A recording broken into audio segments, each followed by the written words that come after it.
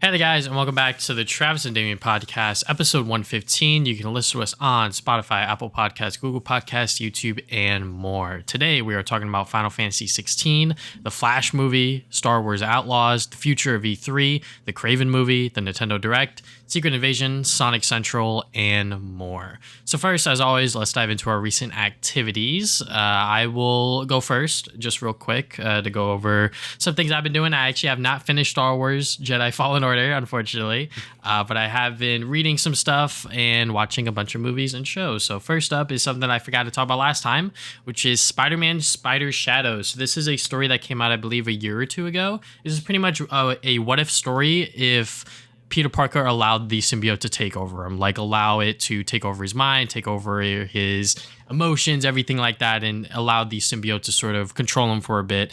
And it is a pretty insane story. There's a lot of blood. There's a lot of sort of gory stuff going on. So within the first two issues, Spider-Man kills like half of his rogues gallery, which is like insane. I was like, okay, like that was enough to like sell me on buying this because it was only like $10-15 as well. So yeah, and it is like a pretty quick read, especially if you are excited for Marvel Spider-Man 2 and you want to read a story about the symbiote, especially a newer one that does a pretty good job. I think the writer Zandarsky, I hope I pronounced his last name right.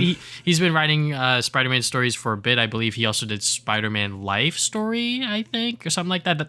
That's another great Spider-Man story where pretty much as the years go on, Peter Parker actually ages because, you know, he's always within the comics stuck around, you know, the adult years. But in that story, he ages. But for Spider Shadow, very, very good, especially if you want to read a symbiote-centric story. The other thing I've been reading is Batman Under the Red Hood. I've been reading this for like the past month or so because it is like pretty big. But I still remember watching the film, like the animated movie years and years ago when I was in like middle school going into high school or whatever. And that was like such a fantastic Batman animated film. Like I still want to rewatch it.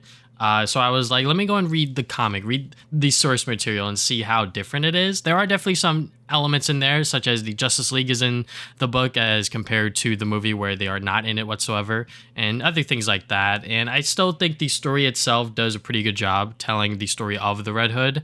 And if you don't know who the Red Hood is, I'll leave that up to you to figure that out or do some Googling on your own or whatever. But yeah, the comic itself is still pretty good. I still think the movie is a lot better, even though I haven't seen it in a few years. I still have a really big soft spot for that movie. Now going into some shows and movies. First up, Black Mirror Season 6 is out. If you guys don't know what Black Mirror is, it's pretty much a anthology series with a bunch of really crazy and messed up sort of concepts about the world and sort of commentary on that and like what the future can be, sort of what things in the past could have looked like if certain things went different, etc., etc. So this season had 5 episodes, and in my opinion, most of the episodes are pretty good. I know some people are not as excited or sort of as fond as some of the episodes, which is fair.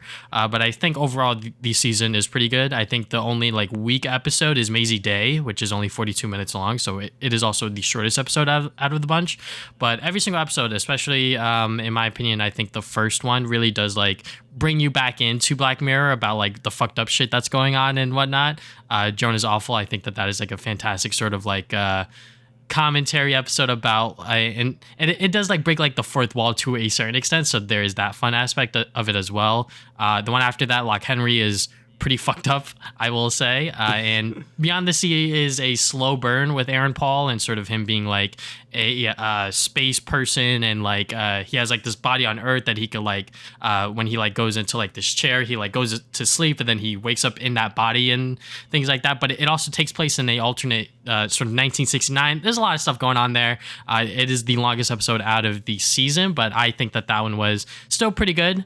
There are some, once again, fucked up things about it, just like with pretty much everything that involves Black Mirror. Maisie Day, like I said, the weakest episode because it does have not exactly a insane twist I think a lot of people really liked and whatnot, but my opinion, it was still like a pretty decent episode. And then the last episode, which is like a fan favorite, Demon 79, it's pretty much about this woman who works in a shoe store, and she is tied to this demon somehow, and now she has to kill 3 people. So you're pretty much going to be watching her as like this pretty decent person go about her day trying to figure out like who she should kill within the 3 days, get 3 kills, or else the world's gonna end. So Yeah, it is a pretty interesting episode as well. That is definitely the fan favorite. But yeah, overall, it's good to see Black Mirror back, especially with the cast of some recognizable actors and some not as well. And then going into some of the movies I watched the Flash movie, even though I have been very adamant on this podcast about being like, should I actually go see it? Should I actually not?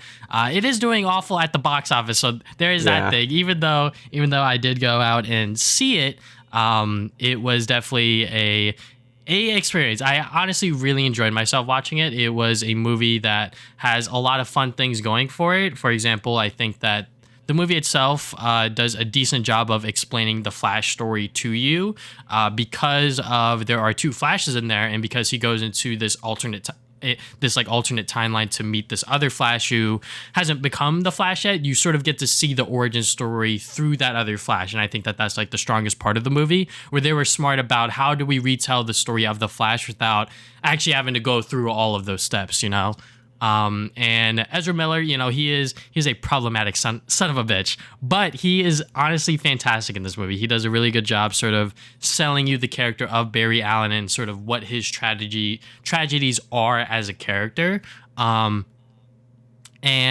the other characters in the movie, obviously, Michael Keaton as Batman and Sasha Calle as Supergirl. I believe that's her name. They are both great, especially Supergirl. Even though she's not in the movie a ton, I feel like that is a character that can be explored a lot more if they want to bring it into the DCU. But yeah, I mean, I just had a overall great time with it. The humor was honestly like, you know, it's very much like MCU-y in certain aspects of it, but it is still a lot of fun. The CGI is definitely like the most egregious fucking thing about this movie. Like, it is so goddamn bad. Like, the first scene is about the Flash saving babies that look awful. CGI babies, they look so bad. And what was up with him putting a baby in the microwave? Okay, that scene is reversed. I know it's backwards. Yeah. It still looks stupid. So pretty much, he saves like a bunch of babies within the air, and one of them was about to catch on fire, and obviously putting it in the microwave was probably like the best thing that he could have done. Anyways, okay. And then also the other CGI scene with a bunch of fucking cameos or whatever. You've probably seen it on Twitter. I've seen it, yeah. Yeah, it looks so fucking bad. I was just like, what are they doing with these CGI cameos? Especially because a lot of them aren't alive and whatnot. Yeah. Like, that is just like a whole other thing that's just like, what is happening here? So yeah, those two are definitely like the most egregious things about the movie. And I think some people may have problems with the pacing and whatnot, but in my opinion, I think that the movie itself, in terms of like how it tells its story and all of like the multiverse sort of like rules to it, it's decent. It's definitely like a fun watch. I would not rewatch it again in theaters. I'll wait for the 4K and I'll buy it used off of someone else who already spent money on it. But yeah, you know, the Flash itself, like, if you want to see a Flash movie, go see it in theaters if you want. Obviously, Ezra Miller is the star of it, so you will be seeing him throughout most of the movie because he is the fucking main character, and there's two of them. But if you have a problem with him and everything like that, that's fine. But think about it once again that a bunch of other people have worked on this film, and it's sort of not fair, in my opinion, to really punish all of those other people because of Ezra Miller's sort of antics. But once again, you know, people are already doing that by not seeing the movie in theaters because it is flopping really, really hard. So yeah.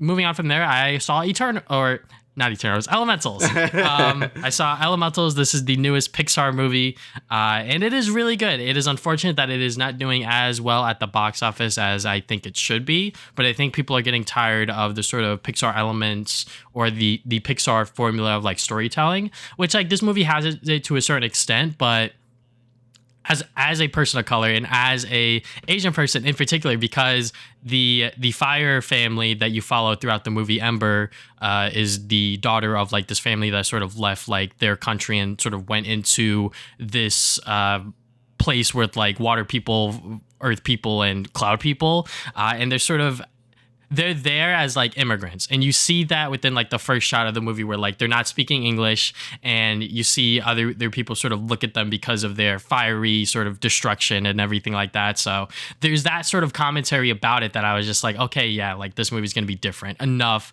for me to really be engaged with it. The pacing is a little weird. Certain things happen that I'm just like, okay, like a lot's going on. It sort of, brings me back to across the Spider-Verse, where a lot of the moments sort of, like took its time, like developing the characters and everything like that. But because it's like a less than 2 hour movie, a lot of stuff is happening at certain points of it, especially within like the middle of it, I would say. But still, like overall, I think Ember and Wade is the water person. It's pretty much about like their romance and sort of like how they get together because, he's water and she's fire. So like, how are they supposed to, like be together, because like they could kind of kill each other in a certain way. So that's sort of like the main thing of the movie, and it is told beautifully, especially with the Fire family. I'm gonna reiterate that once again. Literally the last part of the movie, I was fucking crying. Like I was just straight up crying. God. Just because it was just so beautiful in terms of like how they were telling this story, especially from like a Asian perspective. I think it can apply to like most immigrant people within America, where it's like, okay, yeah, like they left their country to come to America to have a better future for themselves, but also like their child. And I was like, okay, yeah. And then also there's like themes of, like he wants the daughter to like take over the shop, and like, there's like that whole other thing about it. So yeah, honestly, like if you want to go and see a movie in theaters that's pretty wholesome and does a really good job of telling those sort of themes, Elemental is that movie. It's unfortunate that it is bombing at the box office, so please go see it, because I definitely want more films like this. I think that a part of it bombing is because Disney and Pixar just poured way too much money into, their stuff. But the movie does look beautiful. I will admit that. It does look really, really good with the water and the fire elements and everything like that. So,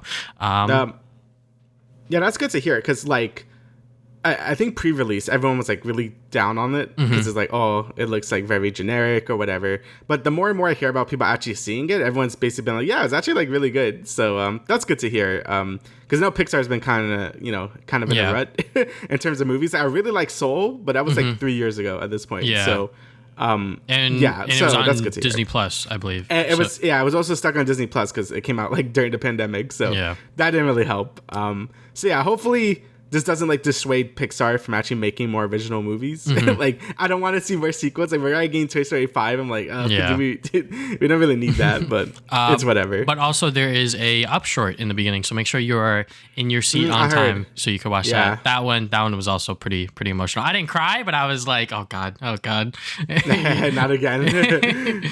But yeah, that's pretty much everything I've been doing. All right, so for my stuff, I was playing more Street Fighter 6. I played a bunch of the World Tour mode, and it's like super fun. I basically, I don't know if I said this last week or 2 weeks ago. I feel like every fighting game needs like a good single player at this point, because for someone like me, I'm bad at fighting games. I played like 2 matches online, got absolutely wrecked. I'm like, okay, I'm just gonna go back to World Tour mode because that was fun. And yeah, it's just a chill mode to play through. You have a dumb little story to go through. You can level up your fighter. You could basically mix and match any fighting styles you want. So you basically like pick a main style. So all your like non-special moves are for that character. So like I'm using Ken's like non-regular moves, and it's like I could just use his like neutrals or whatever. And then you could basically mix and match any specials you want. So you get like some of Cammy's stuff, some Chun-Li's stuff. And then for your like super special moves, you could also mix and match whatever you want. So I think that's really cool. It really makes for a lot of customizability. You can really make a unique fighter. You can make moves that wouldn't normally combo into each other because they're from different people combo into each other. So I think it's really fun. There's a lot of like little dumb mini games you could do. The dialogue is really unhinged. Like it's just a very like weird fucking game. And yeah, I'm loving it a lot. I'm happy Capcom really invested the money and time to make something for casual players like myself, because I love games like Guilty Gear Strive. Like I think that game was super fun, but all there really is like the online mode. Like there's a story mode, but it's basically like just like cutscenes, right? Like there isn't really like a lot of actual gameplay to it. So like, and it's going through lore I don't have any idea about because it's from like all the other Guilty Gear games. So I really just had like the online, and I would just die. So like I still had fun with it, but like I feel like I'm getting more bang for my buck with something like this. Is why I really like Soul Calibur 6 a lot, because I also had something like this. I know Mortal Kombat has like a really extensive single player as well. So yeah, I think having a good single player game in a fighting game is very important, at least to me anyway. And yeah, I would just highly recommend it to like anyone that, you know, wants to play Street Fighter but doesn't really want to play Street Fighter, because, you know, you'll just get wrecked. And I'm not gonna like sort of like spend all that time and effort getting good at this game, because like I'm just gonna move on at some point. So, but yeah, it's still a really great game. Having a lot of fun with it. And yeah, next up is kind of a bit of a spoiler for the Nintendo Direct, but they shadow dropped Pikmin 1 and 2 for the Switch. You know, I was actually debating a lot this year if I was going to play Pikmin 1 or 2, but I didn't want to drag out my Wii U and then put in the Wii and do all that, so I just kept holding it off. And good thing I did, because they re-released them for Switch. And yeah, I mean, it basically looks the same. Like, it's obviously in a higher resolution, but don't expect like a full-on remake or whatever. These are just basically straight ports, but like, you know, 1080p. So don't expect anything too crazy. But it's nice to have all the mainline Pikmin games on one console. Yes. And, you know, I've never played Pikmin before. And as someone that's really big on RTS games, it's kind of weird that I haven't. Like, I've seen many playthroughs, like, of all the Pikmin games. Like, I know what to expect and stuff. Like, I've seen my brother play them. You play them. I just never have. And, yeah, the game is really good. You know, there are some hiccups from, like, I guess, like, just being the first game in the series. Like, the pathfinding is really stupid. Like, Pikmin are really dumb. Yes. Like, you know, whenever you're moving around with Olimar, especially with big armies, like, your Pikmin would get stuck on corners all the fucking time, and it's really annoying. Also, whenever you want to go through, like, a really narrow, like, bridge across water, all your Pikmin would just spill out, and it's, like, really annoying every time. You could try to do, like, the little whistle thing to make them, like, come to you, but I find that really annoying for movement. Like, it's better for, like attacking people. So yeah, that stuff is pretty annoying. I know it gets better in the later games. Also, what's really annoying is whenever you like dismiss your Pikmin, like by pressing X, and they like sort of segregate themselves to the different colors. They don't just stop. Like I want them to like not do anything, because I'm gonna do something else. But they start just hitting random shit like that's near them, and it's really annoying as well. But besides that, the game is really fun. Like you know, all the little puzzles you could do. You know, you got a lot of cool like multi-management stuff. Like, you know, like you can make some Pikmin do this while you do something else. You know, basic RTS stuff.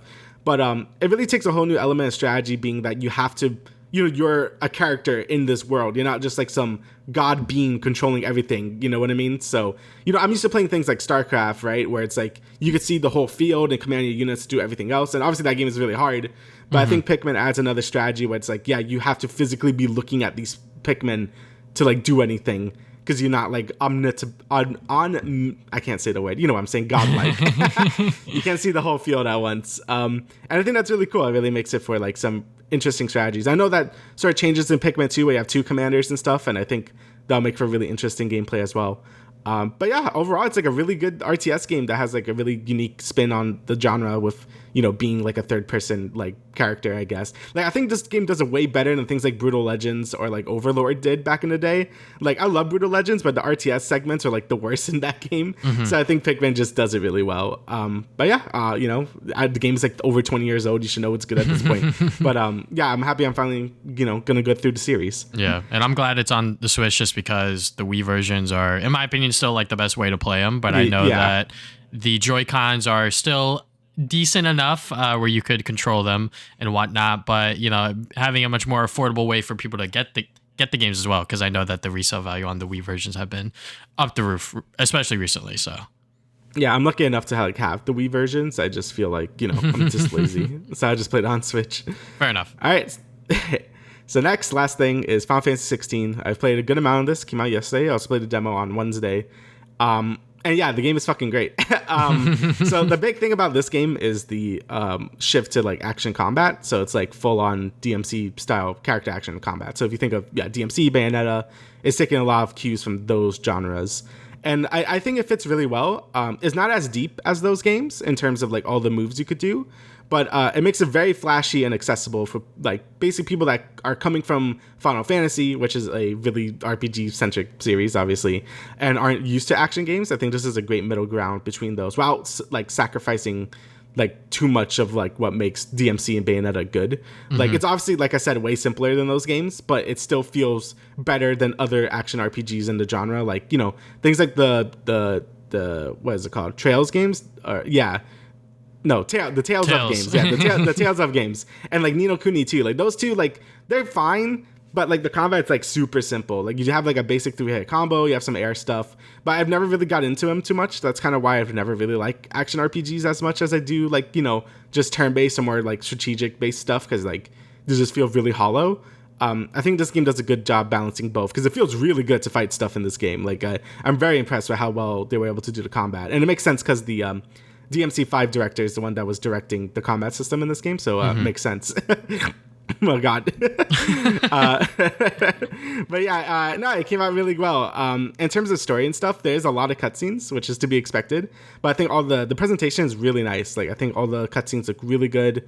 You have like massive like armies and stuff, and all like great facial animations as well. It really does use the PS5 to its full potential, and that's great to see, because you know I think like a lot of people are sort of missing like, oh, there's no PS5 exclusives or anything, or nothing is really using the PS5's full power. And I think this game is using it really well to really display all these really epic like cutscenes, all in real time, by the way. Like none of these are like CG or anything. So I think that's really impressive. Another really impressive thing about the game are the giant icon fights that you've been seeing, like the giant like kaiju fights, basically.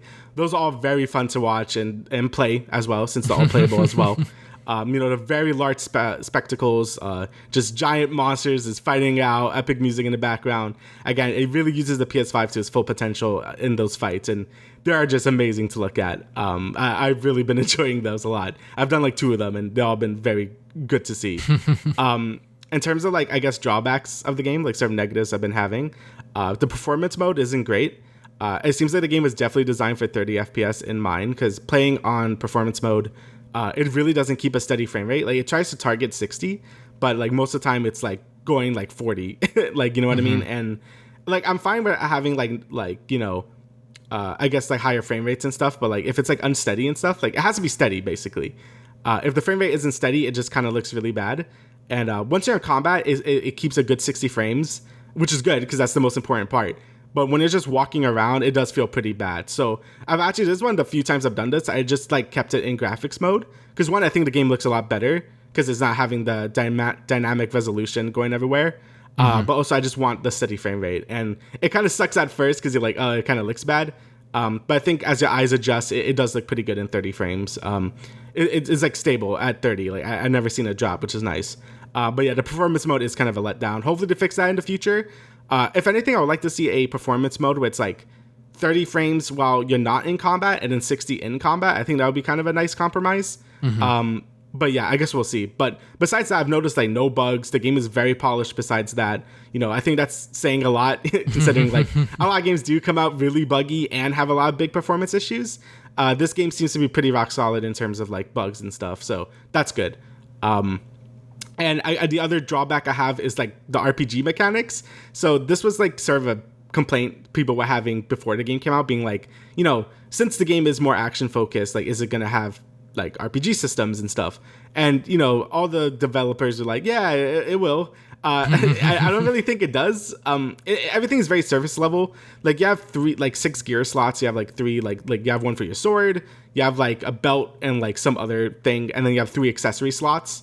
All of these are basically very superficial. It's just like add +10 to your attack or add +10 to your damage or whatever, or like it's really like not significant upgrades that don't matter at all. You know, past Final Fantasy games all had pretty unique RPG systems. Like Final Fantasy VII has the materia system where you could basically equip any spell on any character like in that game and like just make them wherever you want. Even like something like Final Fantasy VIII, even though I don't think the combat system in that game is great, had the junction system, which was very unique and like had a lot of cool stuff you could do with it. Final Fantasy XVI is definitely just focused on its action combat. And, you know, I'm going to see how I feel about that later in the game, if it gets too repetitive and like, okay, maybe this game could have had more RPG systems in it. But I think right now it's fine. Like I'm like 9 hours into the game, and I still think the combat is super fun. You know, I haven't unlocked all the different icons yet because I only have 2 right now. So, you know, combat is just gonna get like more varied and, you know, have more stuff to do in it. But yeah, so far the RPG systems are kind of a letdown. You have like ability points as well, but it's not that many things to like unlock or whatever. Like I think 7 Remake still has the better combat system, because even if it doesn't feel as fast paced or action packed as this game does, I think it has a better balance between its action combat stuff and its RPG elements. And it has like the party system as well. Like 16, you're only playing as the main character. So in 7 Remake, you have like all the different characters you can switch between, and they all feel very different. So yeah, I still feel like I'm gonna have to play more to like really judge the combat system and RPG stuff properly. But so far it's really great. Like the game is very dark. Like it's like very Game of Thrones inspired. People are dying left and right, blood everywhere. People are cursing like crazy. So like it's pretty intense. It's a lot different from like all the other Final Fantasies I've played. But I think that's good. I think it's a great change of pace. It makes it very like unique in its space. Like no other Final Fantasy has been as gritty as this one has been, and more Western inspired as well. Like it feels very much like I'm playing God of War, like the newer God of War games with like DMC combat mixed in with like Game of Thrones like storytelling, and I think that's like pretty unique for Final Fantasy's case. Like I'm so used to JRPG dialogue at this point, so it feels really weird to have it be written like like a Western thing. And just the voice acting in general, it's really great. Like, and it feels very natural. You know how like dub anime voices are. Yeah. I don't mind it like a lot of time, but you know what I'm talking about. Just like, like a lot of that, a lot of like really awkward sounding stuff. This game feels very natural because apparently it was all like voice acted in English first and then dubbed in Japanese second. So that probably adds to how like natural it feels in English to play through. And yeah, I guess the last thing I could really say with my first impressions is like the music is fucking fantastic. Oh, it's so good. The music is really good. They have the main composer from 14 in this game as well. A lot of 14 devs are working on this game. And man, Soken does such a good job composing the music in this game. Like I really loved all his work in 14. He goes like so hard in this game. It's really good. But yeah, overall, I'm really enjoying the game right now. Story has me gripped. Combat is really good. I'm gonna see how the RPG elements shake out throughout the rest of the game, since I'm only like 9 hours out of like a 60-hour game, so we'll see how it goes. But so far, I'm very impressed, and I'm really enjoying it a lot. So I'm hoping to share more, see how my opinion changes or shifts in the future. But so far, I'm really enjoying it. All right, so now let's get into the meat of the show. We're going to talk about first the Summer Games Fest announcements, then we'll talk about some other lingering gaming news and entertainment news that sprinkled throughout. So first, let's just talk about Summer Games Fest. It has come and gone. The last part of the shows were Xbox, Ubisoft, and I believe someone else, I forget. But pretty much those were like the last bits of the show, and these are the big announcements that we thought were probably the biggest one. So I'll tackle the Xbox Series S 1 terabyte model first, because hardware stuff and whatnot. So if you're interested in buying an Xbox Series S, the digital only version of the current generation of the Xboxes, now there is a 1 terabyte SSD version. So that's pretty cool. I believe it is going to be obviously more expensive. It's going to be $349 instead of $299. So you're paying an extra $50 for more storage, and I think that that's a pretty fair deal, especially since because you're going to be downloading literally everything. But yeah, I think that this is coming out at a decent time, just because I'm sure that there's going to be people out there that are going to straight up buy an Xbox for Starfield. So yeah, pretty good timing. All right, so I guess I'll go. I guess I'll do the Persona stuff. So yeah, I alluded to this last podcast, but yeah, this was already leaked like before the Xbox showcase happened. But Persona 3 Reload, remake of Persona 3, is being built. This is from the ground up remake, using I think it's using the Persona 5 engine, or I think it's using a new thing. Mm-hmm. Either way, it looks really good.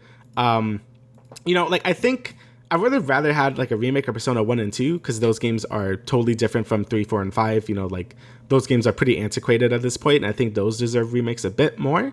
And the thing I was the most excited for a Persona 3 remake is, Persona 3 has like basically 3 different versions of the game and like no definitive version, right? Mm-hmm. So there's base Persona 3, which is the base game. Then you have Persona 3 FES, which adds a whole epilogue and a bunch of other quality of life to the main game. Which came out sort of after, like I think a year or two after the original release. And then you have Persona 3 Portable, which came with the female protagonist, which has like a bunch of different stuff to her. So I was hoping if the remake Persona 3 is like, okay, we could finally get a definitive version of this game, that'll be sick. And they didn't do that. So in interviews, this is just a straight remake of the base game with some of the FES stuff thrown in. So there's going to be like some social links you could have done in regular 3 that was added in FES, I think. And adding some other quality of life stuff from FES. But it's not like, we're not getting the epilogue chapter, we're not getting the female protagonist, is just Persona 3. And I think that's really stupid. People are like joking like, oh, they're going to resell the game later to add all that stuff in. And I'm like, yeah, probably. that would make sense. But I still am excited for the game. You know, I think like Persona 3 still had like a lot of things that made it feel old, like Tartarus, which is like this really big mega dungeon you have to do to get to the end of the game. It's like a giant fucking slog. It's like 250 floors of like dungeon to get through, and it's like, I don't know, I've never found it that fun. I thought like Persona 5 Royal did its version of Tartarus a lot better. Mementos, like even like base Persona 5's Mementos wasn't that great, but Royal I think made it like a lot more fun. So I'm hoping to take cues from that and make like Tartarus like a lot more fun. Also a big thing from the PS2, because I played the PS2 original. I played FES like 10 years ago at this point. Was that you couldn't control your party members, which was awful. So you would have 4 party members, but you could only control your main guy. Everyone else was AI controlled, and you could give them like sort of like tactics to be like, hey, heal or focus on damage or whatever. But most of the time your healer would just like go ahead and do an attack when you're gonna die and not heal you, and then you just die. So obviously this is rectifying that, being that yes, you can control your party members now, so that's great. But yeah, besides that, all the visuals look really good. You know, obviously the enhanced combats and stuff, but they're gonna like improve, basically making everything from Persona 5 into this game, like all the quality of life stuff, which is nice. But I still think it's kind of a missed opportunity to just not have a definitive version of Persona 3, because like, I don't know, that's what everyone's been asking for so long, and they're just not doing it. So still excited for the game. It's coming out early next year, but I wish they just kind of just went all in for it. But yeah, I'm still excited. And the funny thing is, just real quick, is that I saw like some people thinking about like, is this like a brand new game? Because you know, Final Fantasy Remake is kind of just like tarnishing people's like viewpoint of like what like a remake or remaster is. Because I'm like, yeah, you guys are fucking wild.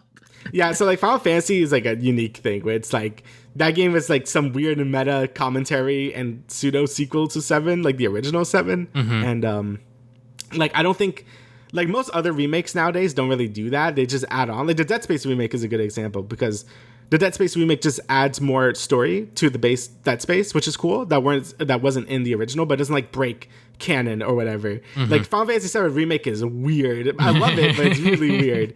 I don't think Persona 3 Reload is going to be like that. In all the interviews, they say they want to be really faithful to the original while still adding to it. So it sounds like it's going to be, like, a straight remake, which is fine. But yeah, I just think they could have done a little more in terms of that aspect. But again, it still looks great, and I'm still excited for it. Next is the Persona 5 Tactica. So this is another Persona 5 spinoff. I know some people are sick of seeing Persona 5 at this point, but I never am. And it looks cool. It's basically a spinoff tactics game. So like if you're, you know, used to like Fire Emblem and stuff like that, it's basically that, but with Persona. And I think that's really cool. You know, I actually really like all this Persona 5 spinoffs because I'm a simp for this series. And I just think they're good games too. Like I think Persona 5 Strikers was really fun. It was like a good sort of mix between an action RPG and a Musou game, and I think it came out really well. Like I thought the story was really enjoyable, the combat was super fun, and if we get something like that with this game, then I'm all down for it. Like I love tactics games, like I love Fire Emblem and stuff. So if they just add that with all the, you know, Persona flair, being that, you know, you can make personas and the elemental weaknesses and stuff, the not chain attacks, the all out attacks and stuff. I think you can have a really fun tactics game. So yeah, I'm looking forward to. I don't know how the story's going to be, but combat wise, I hope it's good because, you know, I think tactics games are really like reliant on having like a really nice strategic combat system. So yeah, I'm definitely excited for that. I see less people excited for it than the Persona 3 remake, but that's okay. It looks good. Also, another thing you don't have here is there was another basically pseudo Persona announcement, being the Metaphor. So this game, this was shown in the Xbox showcase. This game is made by the Persona 5 director. It's still Atlas making it, but the Persona 5 director who made Persona 3, 4, and 5 has left to basically make his own game. And it's basically just fantasy Persona, and it looks fucking great. So yeah, basically Persona 6, the people working on that are all new to the series, so that's going to be pretty interesting to see how that turns out. But this game, Metaphor, looks like it's going to be just like straight up just Persona 6, like how we know it. And I think it looks great. It has the calendar system. It looks like it has social links. It still has the turn-based combat from Persona, but it looks like it's borrowing some more things from SMT. Like I think there's the press turn stuff from SMT 5. So yeah, I think it's looking really good. It's also supposed to come out next year, which is crazy. So it's just gonna be cool to see this sort of style of gameplay and like just a high fantasy setting. So Yeah, it looks really good. Again, coming out next year. Very excited for it as well. Yeah, fucking JRPG nuts are eating real good with the Xbox. There's a lot of great JRPGs, man. Yeah. I guess the biggest highlight of the sort of announcements over the Summer Games Fest was Star Wars Outlaws. This was like a pretty big surprising announcement from Ubisoft that they're making a open world Star Wars game. So they had a world premiere trailer, which was pretty much a bunch of CG, but they also showed some gameplay. And the gameplay looked decently nice. I mean, it looks like, the typical open world stuff. You're playing as a character with a blaster, and you're going to be traveling the world that is Star Wars. So yeah, it is kind of crazy that we haven't gotten like a really true like open world game featuring Star Wars. But then once again, the open world genre to some people is getting oversaturated, including myself. I feel like that sort of area within gaming is filled with a lot of just good games out there that do the open world. And then obviously there's some out there that don't do it so well. So I hope that Star Wars Outlaws is able to fulfill that niche for Star Wars fans who maybe not play a lot of open world games, but still fulfill those people that also play these games regularly to be like, okay, yeah, like this is like a good open world game in its own right. Mm-hmm. Yeah, like, obviously, like the overworld saturation is like, we've talked about this a lot. And even I don't mind. I like open world games, but I'm starting to like more games like God of War or Final Fantasy 16 that do like these semi open world game like spaces. Like you have like a big area, but it's not like too big. Like everything is really digestible in these like sort of like big little areas. And I think God of War especially does it really well. And I kind of hope more games lean into that, mostly because like, there's only so much you can do with such a big open world, right? So yeah. While feeling like super empty. So I'd rather have like these smaller compact areas that's still fun to explore, but are not like too overwhelming. And Ubisoft open worlds tend to be sort of the most blandest of the bunch. That is to say that I actually am excited for a lot of the Ubisoft games they've shown. This Avatar and the Prince of Persia game. I'm actually excited for like a bunch of Ubisoft games, which is weird.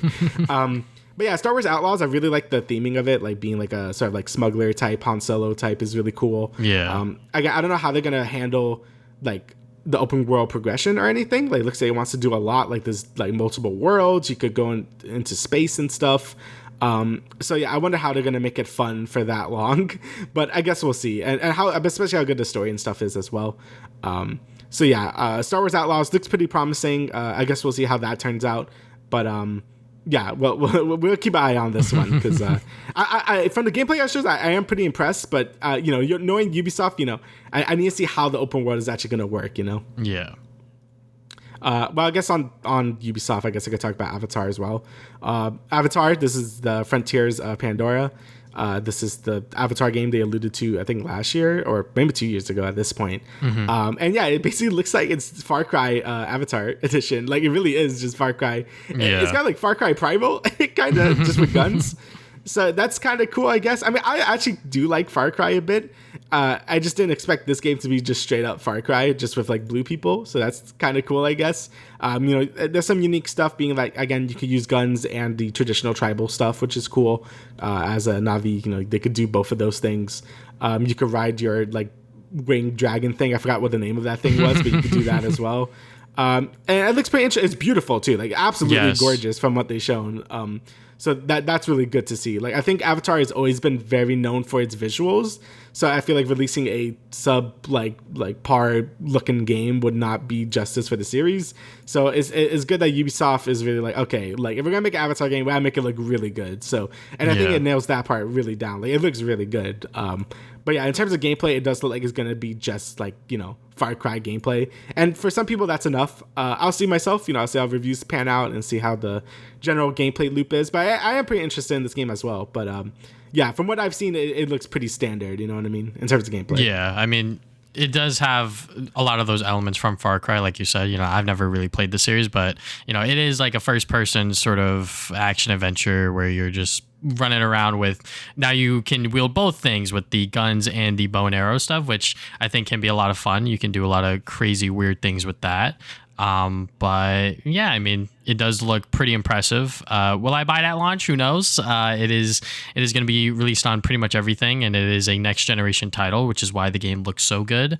But yeah, it also is like mixing in like certain things are first person, certain things are third person, which I think is kind of cool as well. You know, locking a game to first person does work mostly to a certain extent, but I feel like when you have such a beautiful open world that is the Avatar series, you know, going into the third person every now and then to see, you know, the skyline or whatever the case is, you know, it can definitely work to its advantage. But yeah, you know, this is another big game from Ubisoft, and you know, a lot of people are sort of losing faith in their games. You know, my girlfriend constantly says that Ubisoft doesn't make any good games anymore, and I'm like, shit, you know, that might be a little true to a certain extent, but you know, at the same time, they are trying their best out here. So I have faith within this game, and I hope that whatever they show us next is pretty good. Yeah, I mean, I will say it's like the most faith I had in Ubisoft since like Rayman Legends. So so hopefully they can nail it. Hopefully these games are good, but you know, I guess we'll see. I mean, Ubisoft kind of needs it. They've been kind of in the gutter lately, so we'll see how that goes. And I guess like the last thing that really interests me is the Cyberpunk DLC. So this looks really good. Again, Cyberpunk burned a lot of people when it came out initially. I've always like really liked it actually. Like, you know, I think like it wasn't like amazing. It wasn't like a 9 out of 10, but I think it was like a solid like 8. Like again, I think they were promising the world, and it ended up just being like a Cyberpunk Far Cry basically at the end of the day. Like, you know, the quests were really good. Like I really enjoyed the main storyline and characters and stuff, but like the actual gameplay was just okay. Like you kind of just shot people and that's it. Like the RPG systems were really like shallow and not that interesting. And it looks like this DLC, along with just being like a new scenario and stuff, which looks cool, is also revamping a lot of the game. Like it basically feels like it's like Cyberpunk 2.0 at this point. Like they're fixing all the skill systems, like how the police system works. They're going above and beyond to really make the game like feel like what it was supposed to be when it came out like 3 years ago, which is cool. I still thought the game was like pretty good like when it came out, and I really enjoyed my time with it. But if Phantom Liberty could really like fix all those issues, I think it'll be really cool for people to like go back to and be like, yeah, this was a really good game. And I think it was. And you know, I am excited to play like the new like story and stuff as well. But I think I am more excited to see how they really revamp this game to be like again, like I said, how it was supposed to be like 3 years ago. So definitely looking forward to this. I don't know if I'll play it immediately when it comes out because there's so many other games coming out. But we'll see how it goes. But yeah, it's looking good. All right. There's 2 games I want to talk about here real quick: Payday 3 and Jusant. So I guess I'll talk about Jusant. I hope I'm pronouncing that right. That is Donod's latest game. Oh, right. Yeah. The people that made Life is Strange, which is a favorite series of ours.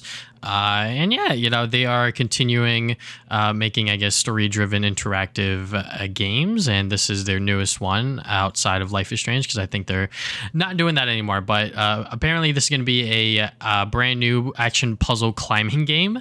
So I wonder how that's all going to work out, just because, you know, I don't really exactly know a lot of games that really do that, especially really, really well. But, you know, I'm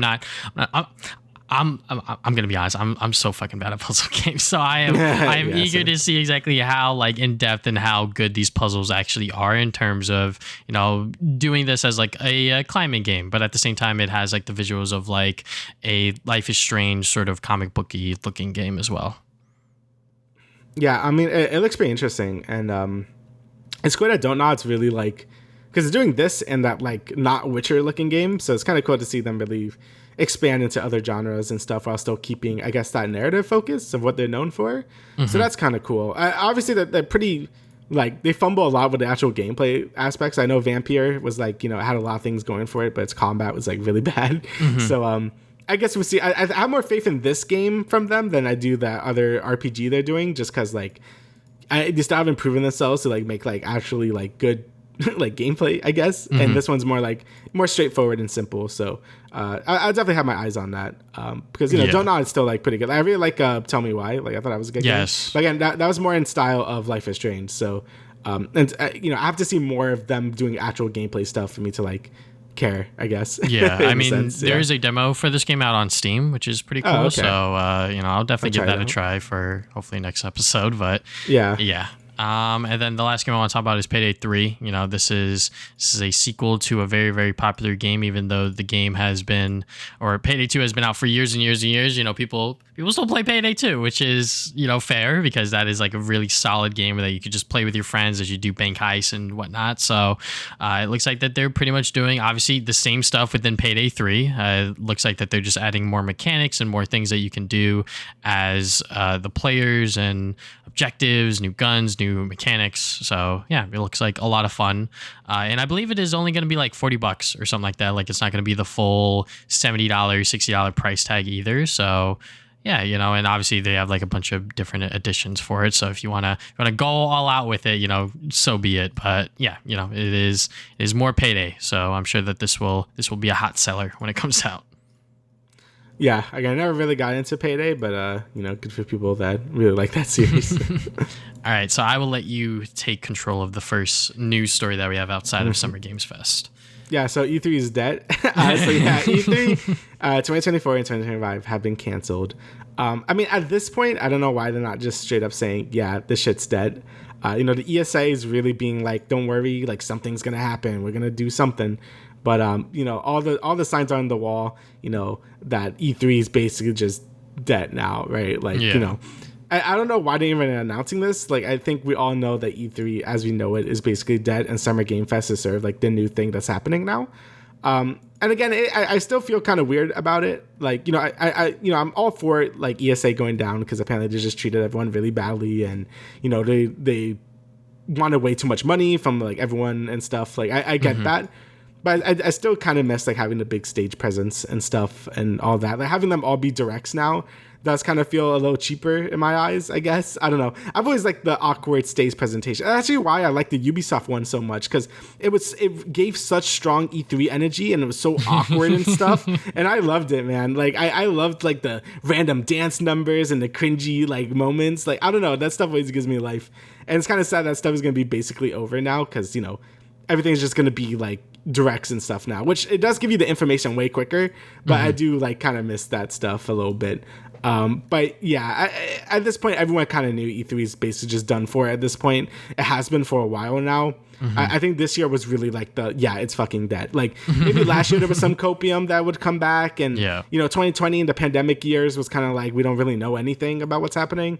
But I think this year really solidified like, E3 is just done for. So I kind of sad to see the end of an era, mostly because, my whole life I'm like, okay, June is E3. It's E3 time. Like, time to watch all the E3 stuff. And now that's gone forever. It's like kind of weird and sad. But, things change. Not everything's going to stay the same. And sometimes change has to happen. So now we're in Jeff Keighley's world, and this is what we're living in. Yeah, he sort of saw the opportunity, and he is one of the biggest fans of E3. He's been going there for longer than most people should be.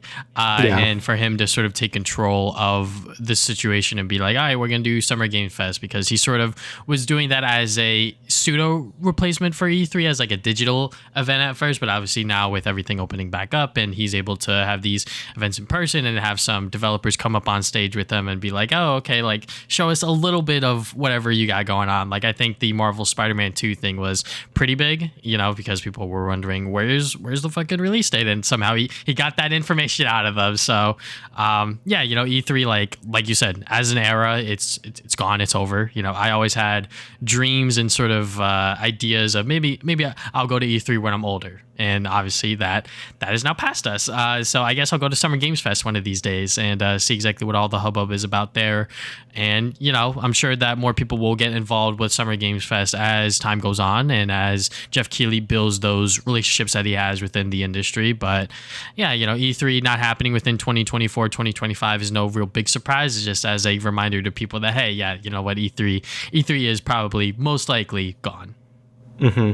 And yeah, I guess like this year, like I said, shows that we don't really need it anymore. Again, still sad that it's gone, but I guess it gives opportunities for a lot smaller companies to have their own directs and stuff, and not be totally like shadowed by the big three and stuff. So I guess that's good, because I'm starting to see a lot more just directs for like just general like Capcom or like the Sonic Central thing that just happened.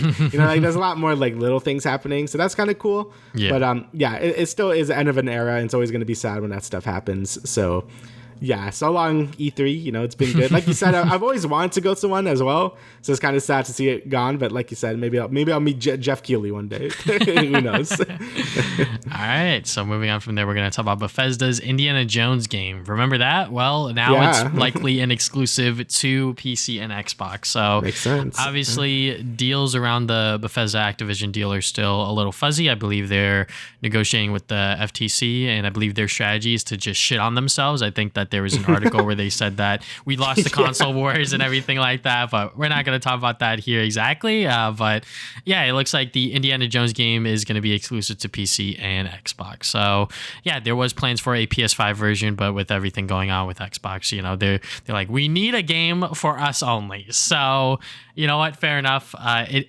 definitely does sort of show what can happen if Xbox does get Activision. Is that Call of Duty is only going to be on Xbox at some point, which is going to be fucking insane, and it's going to be crazy to see exactly what happens from there, because this deal is fuzzy everywhere. It's not exactly clear cut. It's not going to 100% go through with every single commission, whatever sort of thing that they're trying to fight for right now. And yeah, with this game sort of being locked behind Xbox and PC now, okay, yeah, you know what? They can have this one. But when it comes to the bigger, much more grander franchises, I wonder what's going to happen there. Yeah, I mean, I do feel like Microsoft does kind of have to do this at this point. Like, they kind of need exclusives to, like, sell their console. Because, like they said, even though they are shitting on themselves, they are losing. They have been losing for a while. So, they kind of do need to have, like, these bigger games be exclusive to their platforms at this point. I mean, Starfield is going to be a big one that's only on Xbox and PC. So, yeah, I feel like they kind of have to do this at this point. But it is going to be weird. Like, like Call of Duty is always going to be the big contentious thing, being like if it's going to be an Xbox thing or not. And, from the FTC stuff, like, it probably won't be. But yeah, the best thing that Microsoft could do right now is just build up a really strong exclusive lineup at this point, like what like Sony does. And even then, Sony is like being a little more lenient and letting a lot more stuff on PC. So yeah, it's interesting to see how Microsoft is sort of like dealing with this sort of stuff. But I think this would be a pretty big exclusive. I mean, people like Indiana Jones, and I think like it'd be a pretty interesting thing to have it like be a big exclusive game for them. Yeah. Again, now if it's good or not, I don't know yet, because we still haven't seen like anything about it. So like I obviously have to go through that hurdle first. But if it is good, maybe I actually get people to like want to get an Xbox or get a PC, which is still like Microsoft. So yeah. So it is. I think this is like the right move in the end of the day, even if it's like less consumer friendly, but it just makes sense for them. So like I probably won't really get an Xbox just for Indiana Jones, but for some people it might push them. So yeah, especially since the best they could do. This can be like their Uncharted Tomb Raider equivalent, because they did have the Tomb Raider games on the Xbox exclusive for like a limited time, but those limited times obviously only last so long. So for this to be a exclusive, it's going to be interesting to see how that plays out, because if it's really, really good and I want to buy it on PC and my PC is not strong enough, maybe I'll look at an Xbox Series S. We'll see. But, only time will tell when that day eventually comes. Yeah. I mean, I'm like more interested in an Xbox just for like the backwards compatibility stuff. Like playing Sonic Unleashed in like 60 frames, that actually looks sick. So, all right. So next we have the Kraven the Hunter movie trailer. So this is the same ones that made like the Sony stuff, Yep. So like Venom, Morbius, and all that. And yeah, it definitely feels like it's made from those people. So at first I thought Russell Crowe was supposed to be Kraven, because I'm like, oh, that's a good Kraven voice. Like that's the voice. And then I'm like, oh shit, wait, that's not Kraven. Who's this dude? And then I'm like, oh, okay, never mind. It's just like Morbius again. Like I just don't even know who's even playing Kraven. No disrespect to Aaron Taylor-John, bro. Yeah, I just thought like that's not what I thought Kraven would be. Oh, so when did Kraven ever get his powers from a radioactive lion? Like, what the fuck was that? I don't know. Honestly, like I'm not gonna spew bullshit. I don't know shit about Kraven. So what they're doing here, you know what? Fuck it, whatever. At this point with the whole Venom and Morbius thing, we're like the third villain in. They can do whatever the fuck they want. I don't care, because like I just want to see the madness, especially because at the end of the trailer, this guy's turning into an actual fucking rhino. So that really killed it for me personally, because like for most of the trailer, I was like, oh, okay, like I can see what they're going for. I think that this can be like a fun movie that's going to be hilarious. But you know, that whole rhino thing, I was like, okay, like that aspect's going to be straight up terrible. But Aaron Taylor Johnson, you know, he is a fantastic actor. He was most recently in Bullet Train, but he played Kick-Ass within those movies back in the day, and he is the MCU Quicksilver as well. So, you know, he's a pretty good actor. I think that everything that he's been in that I've seen him, which is only like the superhero stuff, he's done a really good job at it. So I hope that within this movie, you know, he's able to perform and that he's able to put on a show. It is going to be rated R, so that is pretty cool. I think that, you know, Sony really does need to do something different from their past movies to really like keep people into these sort of like Spider-Man Sony-verse movies that are, you know, doing Spider-Man villains, but, you know, they're also trying to be like anti-heroes, which is like a crazy thing that they just keep doing over and over again. Because I think for Kraven, you know, they could just make him like a straight up villain, or like any of the villains that they've done so far, Venom, Morbius, etc. But, you know, they keep doing like this anti-hero sort of thing, and I don't think it's necessarily working. Yeah, I mean, I just think it just looks like Morbius to me, man. Like it's like the same tone and everything. Like it's fucking Kraven time. Like he's going in. Yeah, I just think it definitely looks like a movie, and it's gonna exist. I don't know. I'm really not a fan of these Sony like villain movies. Like even Venom, I know people really liked the first Venom. Like people thought it was dumb fun. I still thought it just looked dumb. And then, you know, Venom 2 happened. I don't think a lot of people like that one very much. And then obviously Morbius came out and everyone memed on it. I don't know. I really just can't care for these movies that much. It's just like, they feel like too dumb, and like I feel like I'm actively wasting my time watching them. That I just like don't care. Like give me Spider-Verse any day of the week. Like, you know, you should be focusing more on that Sony than this stuff. But, you know, if people watch them, I guess. I mean, no one watch Morbius, but people like Venom. So, and, you know, this kind of has this weird timing with the Spider-Man 2 game. So, like, it could be, maybe it could, like, get more people to actually watch it. Because, oh, Kraven was in that. Let me watch this. I actually don't know what's coming out first.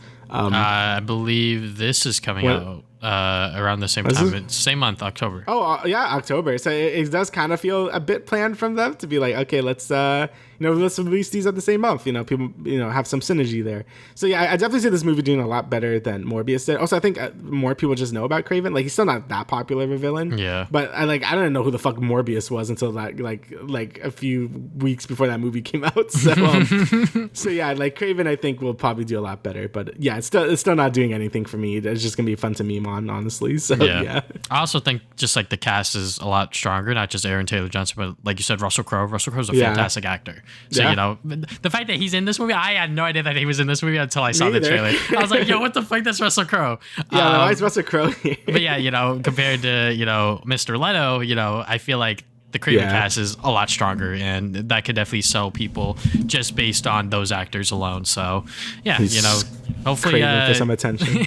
Hopefully this movie is somewhere within the middle of you know, it's not as good as Venom, but it's not as bad as Morbius kind of thing, and we meet somewhere in there. But I'm probably gonna see this in theaters just because fuck it, why not? You know, I love going to theaters and just watching movies in general, even though I know that like the experience may not be as good as like what I want it to be, then fuck it, whatever. You know, I still remember seeing both Venom movies in theaters, just because the first one I was watching it and they were doing like construction on the roof, and I was like, I don't give a fuck. This movie's like terrible anyways. And then the second one just flew by so fast because it was less than 2 hours long, and you know, Carnage is on screen. Yeah, and I was Carnage, like, okay, you know, like Carnage is a lot of fun, but. Yeah, you know, I'm hoping the movie is just, you know, more dumb fun. That's fair. Moving on from there, we are going to take a look at the Avatar, The Last Airbender Netflix, sort of like the first images that they sort of sent out and possibly the drama that ensued afterwards. Yeah. So, yeah, I mean, like the costume designs are on point. You know, they are definitely a lot more faithful to what they look like within the show comparatively to the Last Airbender movie. But exactly how the story is going to translate and how all that stuff is going to play out is going to be interesting, just because this series is going to be like an hour long episodes, I believe, right? Like these aren't going to be like 30-minute episodes or whatever. But even then, I feel like you're going to lose a lot of that charm that you get within the show of like, sort of like the anime-esque sort of art style and sort of like the emotions and the facial expressions that you get, doing that within live action is going to be very goofy. And I wonder how it's all going to play out. I can't wait to watch The Great Divide in live action. No, but I know.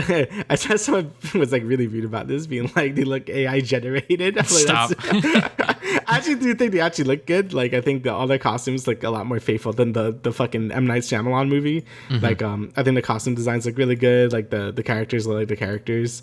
And I know there was some drama going on with one of them. I forget which one. With the actor that plays Sokka, because apparently he's a white boy and he like registered himself as like a Native American or like indigenous, something like that. I'm probably getting half of this information wrong. But anyways, he is not sort of what he is saying he is. But, all the sort of evidence thread that they're sort of linking is just like a bunch of emails like saying like they're not registered with this tribe, et cetera, et cetera. So it's just a bunch of emails. So like I have benefit of the doubt. I'm not saying that he's not bullshitting. I wouldn't be surprised if he is.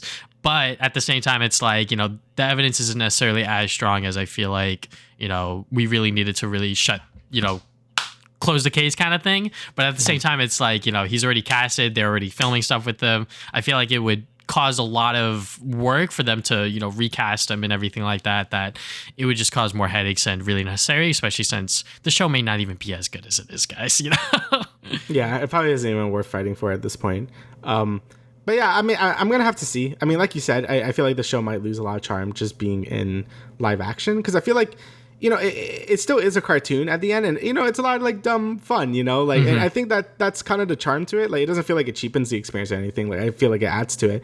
Obviously, like there's a lot of like there might be some filler stuff in the first season that feels a bit like awkward, like watching back now, because it's like it doesn't flow as well. Mm-hmm. But I still feel like you get to know these characters pretty well, and it just adds to they're still like kids, right? So like them like doing like the dumb stuff is kind of fun to watch as well. And I feel like if they like make it way too serious or way too like dour and stuff, it just will like really damper the experience at this point. So yeah, I don't really know what's a good way to really do a live action Avatar besides don't. So but who knows, maybe it could be good. I think we're both more excited for like the sequel series thing they're doing, or movies and stuff. Mm-hmm. Like that stuff interests me a lot more than this. But hopefully, I mean, it can't be worse than the M. Night Shyamalan one. Like, hopefully, please. If it's worse than that, that's actually amazing. But just from the set designs and like characters and stuff, like I think they look a lot better already. So I guess we'll see. But yeah, I'm definitely like I would rather just rewatch Avatar 1 again. You know what I mean? Like, the first season of Avatar at this point. Mm-hmm. I probably will end up doing that before the movie and stuff comes out, because it's been a while since I've watched it, so I would like to refresh my memory. I would rather do that than watch this. You know what I mean? So yeah. But either way, I do hope it's good, so like it, more people could watch the series, because it's still great. But again, just watch the animated version. Yeah, I will link this Reddit thread sort of about the allegations on the actor that plays Sokka, Ian Olsey's ethnicity. It's sort of like a mega thread or whatever. So anyone that wants to sort of explore that will be in the description below of the YouTube version. But yeah, just going back to just the show itself, we'll see how it lands. There is also like the One Piece thing that they showed, and a lot of people are kind of like, like anime, like what the fuck are they doing in live action? Which like I'm also within that same boat, because it's like, if it's good, like they should just like remake it like as like an animation or like a movie or something like that, instead of just like adapting it for another medium of like, from cartoon to live action. Like I feel like the live action trope or just like doing stuff within live action has just been done over and over again. And, sometimes it works, sometimes it doesn't, but most of the time it just falls on its face. But, and especially with Netflix, especially with fucking Netflix are notoriously terrible at, adapting things and whatnot. So, yeah, I hope it's good. I'm not preying on its downfall necessarily, but I have my doubts. Yeah, I don't know. I just feel like some things are better left for like animation, Mm-hmm. Like I feel like anime just doesn't work a lot of time in live action because it's so fucking weird. And like Yeah. a lot of these things just don't make sense or they look dumb in live action, but you could just suspend your disbelief when it's animated because like, yeah, it's like a whole different medium and stuff. So I feel like some things are better left being animated and other things are better left being live action, you know? So not everything has to be adapted into live action or whatever. Like, yeah, like you said, I would rather have like One Piece be like maybe reanimated or like maybe more modernized, like, but still animated. You know what I mean? Like if did like a One Piece Kai or something, I guess, if they want to do that, rather than having a Netflix series. So, but yeah, I mean, it still looks like that there's a lot of passion in that Netflix series. So I'm not gonna like down on it or whatever. Like they definitely seem they care about the source material, but it just like sometimes you can do it, but sometimes should you do it? So yeah. All right, so last bit of news here before we get into like all the other stuff, like the direct. Is Marvel skipping the San Diego Comic-Con Hall H? So there's like the big hall, right? Yeah, pretty much their like panel or whatever where they announce everything. Because last year they had a big triumphant return with COVID and everything, and they revealed everything for the plans of the MCU going forward. But it looks like they're skipping it this year. It is to believe that the writer's strike is sort of making it difficult for Marvel to plan ahead, from this IGN article is what I'm quoting from. So, they have no idea exactly when stuff's actually going to get finished now because, things are getting delayed. I know Daredevil Born Again is they're trying to have like shoot days or whatever, and then like people show up to like protest and like they can't work. So it's like, okay, like, well, shit, but hopefully this writer strike ends soon and people are able to get paid what they're, supposed to get paid for. And, because, money, especially within entertainment, is being tossed around, and the work that they're doing is not getting reciprocated. And I know that there was a Across the Spider-Verse story that sort of broke out this morning about it with everything. That, yeah. So hopefully stuff gets delayed, so these writers get paid, and whatever happens with Marvel Studios projects, whatever happens kind of thing. Like I can wait an extra year for Daredevil Born Again as long as these people are compensated enough. Yeah, like just pay your writers, pay your animators, like like pay your VFX people, like all these people like are what makes these things happen, and like without them you obviously have nothing because you have to put everything on hold. So just pay them what they deserve, like just give them the money and there you go. And the VFX people have been getting like really hurt as well, as we talked about before. Writer strikes, I'm happy they really are just going about it and like just not letting go until they get better pay and unions and stuff.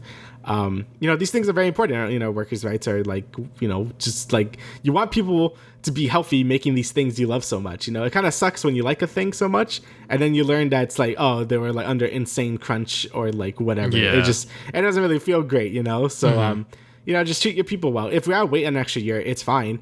I mean, like, it's kind of crazy, like, with, I know it's not really, like, a movie, but with a video game, with Tears of the Kingdom, they pushed the whole thing back, like, an extra year internally just to, like, polish it and make sure it's good and make sure everyone's not dying.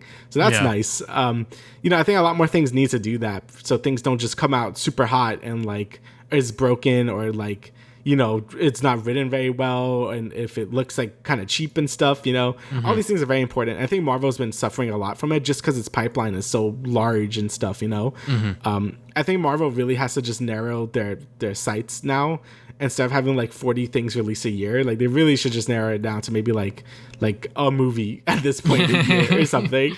Like, I just feel like, one, people are getting burnt out, and two, is like your workers are getting burnt out. So no one's really winning at this point. So yeah, just pay your workers, treat them well. Hopefully the writer strike is successful and they're able to get some good deals and stuff. And then, we could just get back to the MCU stuff. But hopefully that won't happen until they're, compensated.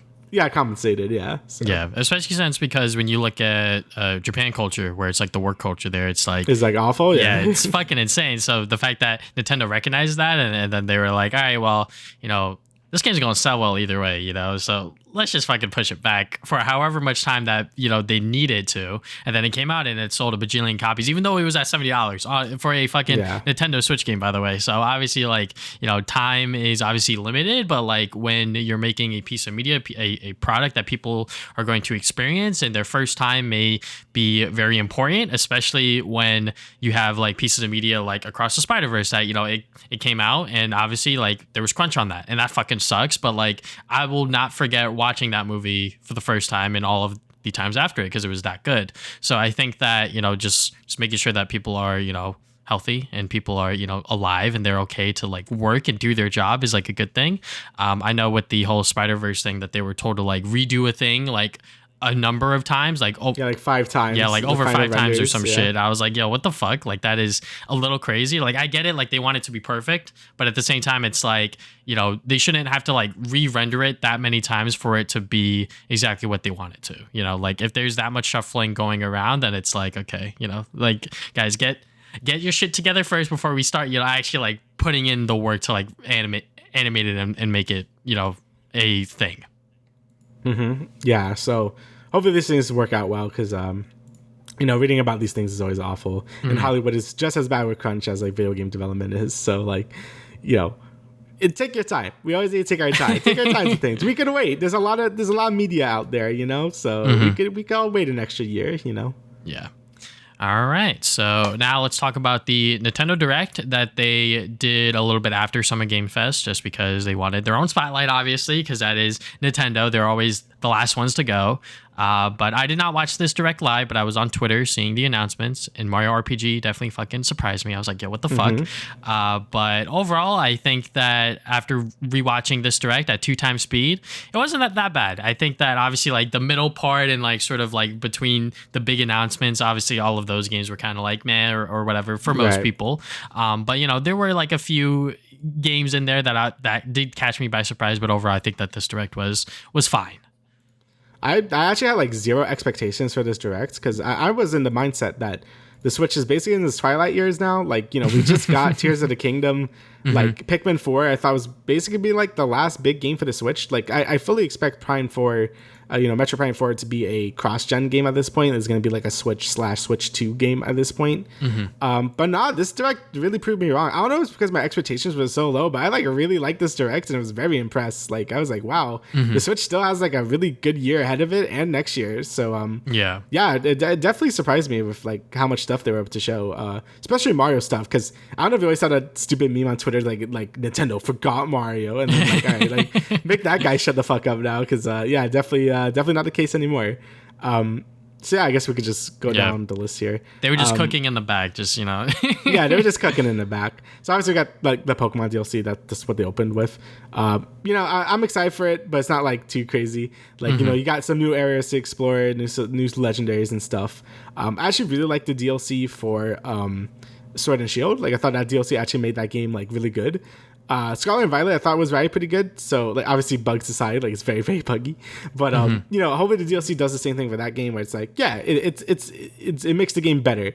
But I guess we'll see. I'm excited to see what they do for it. Still no release dates for it, but looks good. Not really much to say about it. Obviously Sonic Superstars, they also showed that. Everything very kind of new about it, but they did say there's 12 zones, so that's a lot.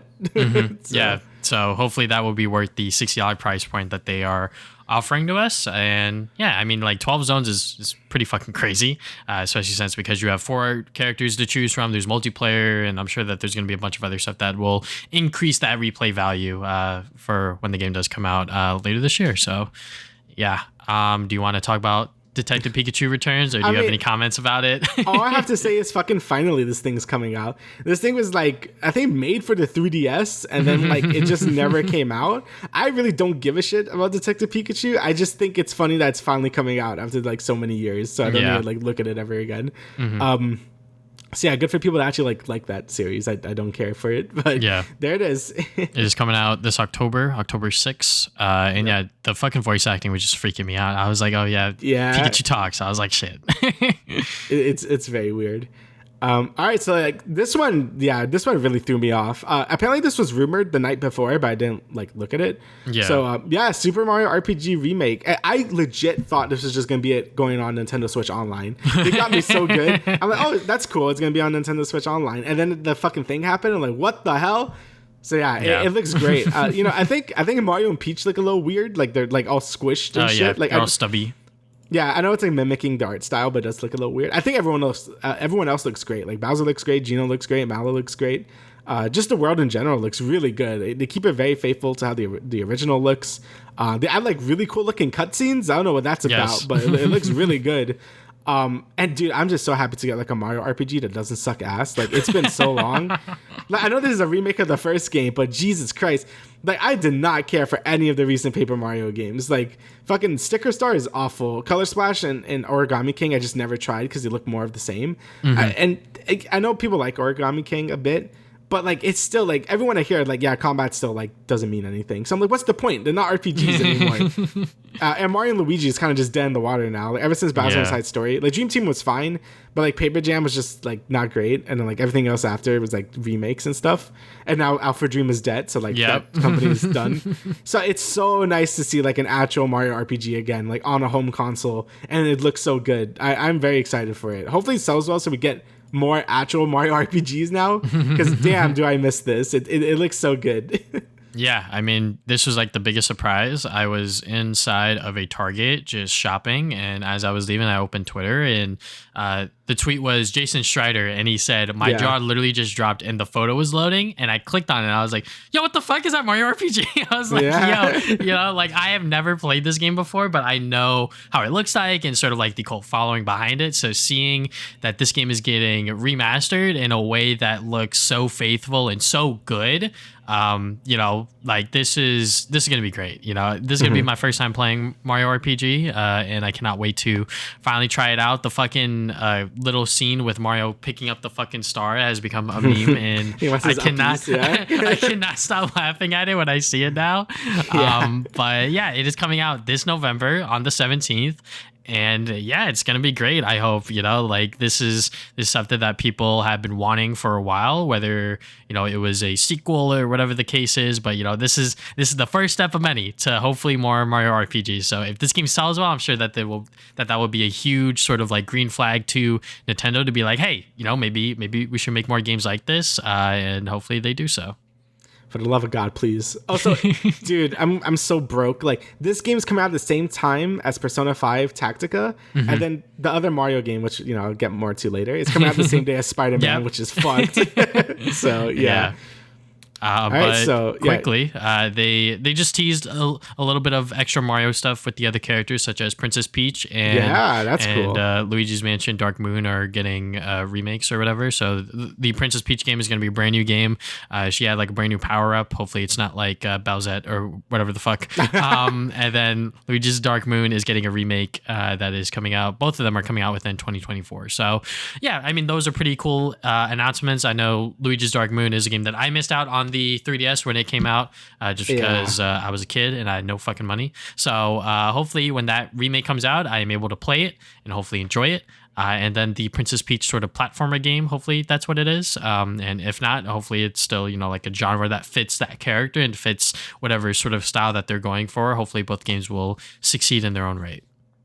Yeah, the Princess Peach game looks like sort of like a stage play sort of thing. I don't really know what they're doing with it, but it looks cool.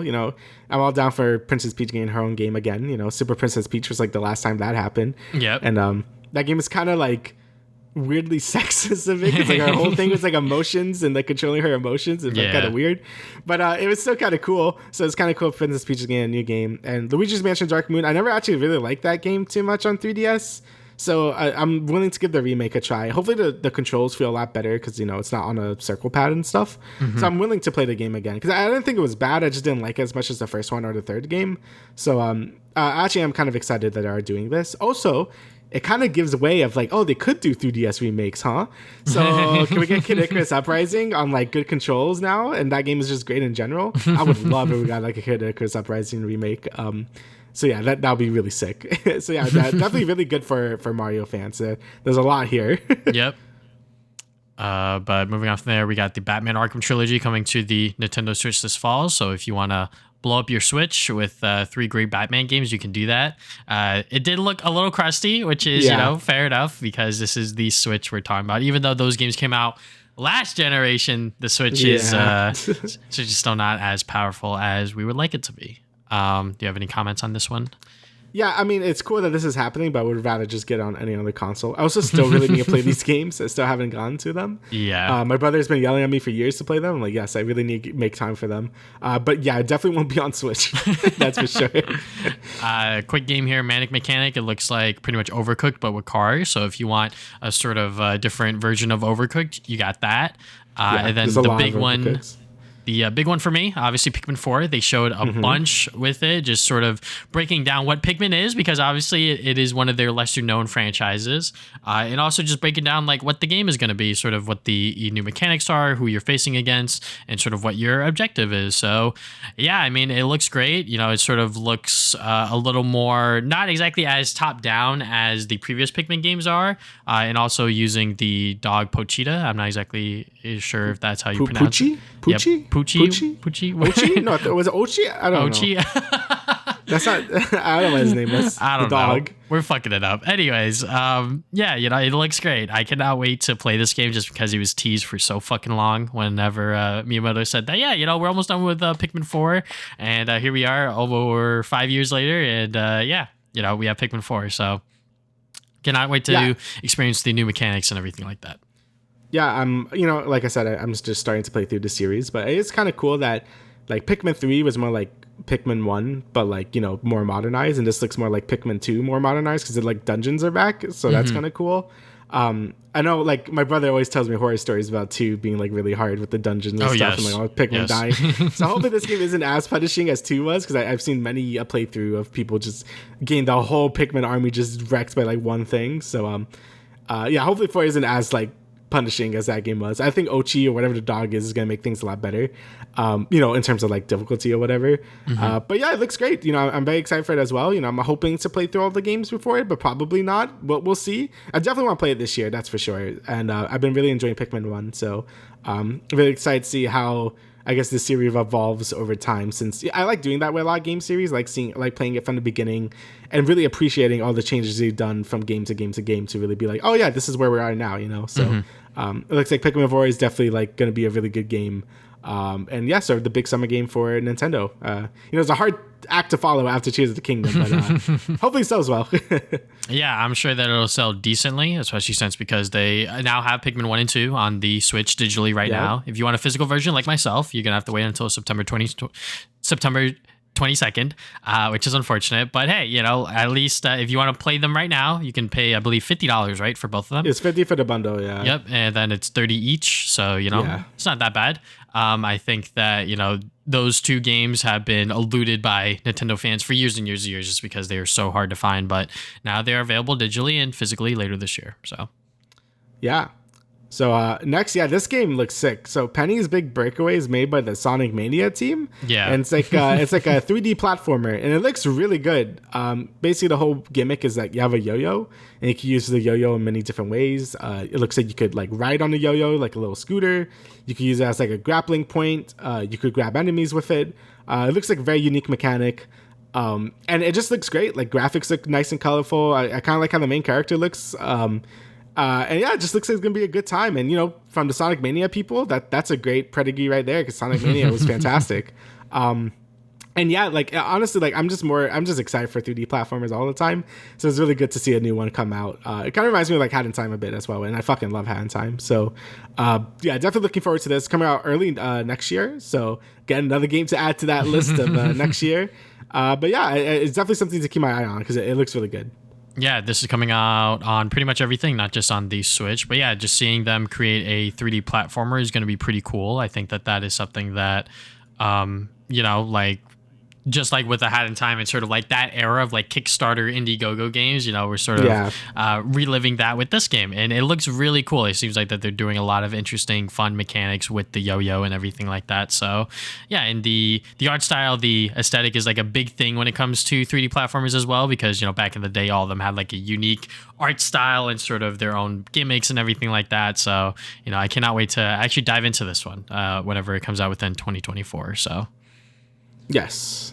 Next game or next thing, Mario Kart 8 Deluxe Wave 5. They're adding new characters, new tracks, all that good stuff, you know. So if you're still playing Mario Kart, you got more stuff to look forward to. Yeah, basically. Like, it's kind of cool to adding characters. Like, I know they did that in the last wave, I think. But yeah, that's still pretty cool. You get like Kamek and like, or Kamok, like the person said it weird. It's fucking Kamek. Yeah, Kamek, PD Piranha, and Wiggler, I think. So you can be Wiggler in the Wiggler car because that's like the meta or whatever. So I don't know. I don't play Mario Kart like that. So that's kind of cool. And I think there's only one new track, like at least new track. Like I think there's like the returning ones as well. So that's kind of cool. But yeah, again, if you still play Mario Kart 8, go ahead, go crazy. I'm just waiting for Mario Kart 9 at this point. So we'll just see. Next is like a new WarioWare game again, which is kind of crazy. We went through years with no WarioWare games. Now we have like 2 in the span of like 2 years. I really liked the last one. I forgot what it was called already, but the last one was really good. Basically, when you could control different like people, and every time you control a different character, you get like the micro game changes in some way, and I thought it was really fun. This one's basically a sequel to Smooth Moves on the Wii, and I don't think I'm getting this one just because it's a lot more gimmicky. You gotta shake your Joy-Cons around, do a bunch of weird shit. I know people really like the Wii version of this of WarioWare. Waggling and stuff and doing all that doesn't really appeal to me that much. I'm definitely gonna probably skip this one. It's also like $50, so that's a lot. But yeah, it's kind of cool for people that really want to have that WarioWare experience again with Smooth Moves and stuff. But I'm just happy the series is still going on strong. I love the series, so that's really cool to see. The last WarioWare game was Get It Together on the Nintendo Switch, which I also really liked. I wish I played more of it, just because when it came out, me and Kofi were playing it a bunch when we were at fucking Riptide or whatever. So we were playing that a bunch. So when I finally got it and I sat down to play it, I was like, I don't really want to play this anymore. But anyways, this one, Move It. It seems like a lot of fun. Like you said, it is using sort of the advantage of the Joy-Cons as sort of like the motion controls a lot. So it is definitely a different WarioWare game, but I'm glad that it is different from the last one because, you don't want 2 of the same WarioWare games sort of sit on the console. So, I'm glad that they're sort of taking advantage of the Joy-Con stuff because, I feel like a lot of Nintendo Switch games don't really do that. They use it within very subtle ways, but, this is a game that's going to fully utilize it. So that is going to be pretty cool. Before we get into Super Mario Wonder, just want to mention that they did not mention Everybody Want to Switch. So. Yeah, you're so ashamed of that fucking game, bro. The rumors of being that they were actually ashamed of this game is starting to make so much more sense because they just shadow dropped that shit on Twitter and didn't even mention it in this direct. It's actually hilarious how much they don't want this game to like come out. I cannot wait for this game. It's gonna be so bad.